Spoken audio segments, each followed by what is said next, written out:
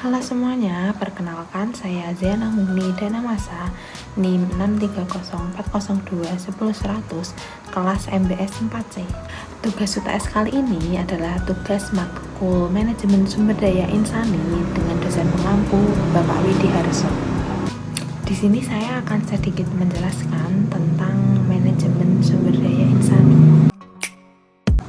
Manajemen sumber daya insani adalah ilmu dan seni mengatur hubungan dan peranan tenaga kerja agar efektif dan efisien membantu terwujudnya suatu perusahaan, karyawan, dan masyarakat. Fungsi manajemen sumber daya insani ini berperan penting untuk menentukan kualitas sumber daya manusia dalam suatu perusahaan. Manajemen sumber daya insani akan melakukan perencanaan terkait perekrutan dan pengembangan sumber daya manusia, serta melakukan seleksi dan penarikan yang terkait dengan kualitas individu dari sumber daya manusia tersebut. Keberhasilan manajemen sumber daya insani erat kaitannya dengan kesejahteraan karyawan selama bekerja. Ketika karyawan merasa bahagia dalam pekerjaannya, perusahaan telah berhasil dalam bidang ini. Sebaliknya, karyawan tidak bahagia disebabkan karena salah satu alasan, yaitu pengelolaan sumber daya manusia yang kurang baik. Banyak orang beranggapan bahwa kesejahteraan karyawan selalu berbicara tentang gaji, tunjangan, dan insentif yang diperoleh.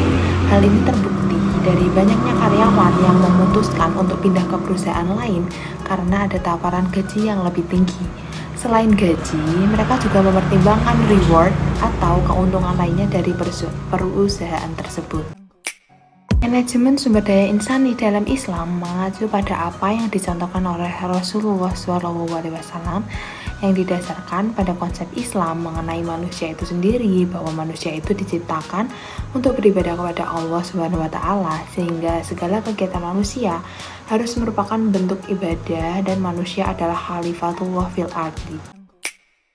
Peran pentingnya manajemen sumber daya insani dalam organisasi adalah bahwa segala potensi sumber daya yang dimiliki manusia yang dapat dimanfaatkan sebagai usaha untuk meraih keberhasilan dalam mencapai tujuan baik secara pribadi maupun di dalam organisasi. Tips mengelola sumber daya manusia yang efektif. Yang pertama, berani mengemban tanggung jawab. Yang kedua, dapat dipercaya. Yang ketiga, mampu memahami dan menginterpretasikan keinginan atasan.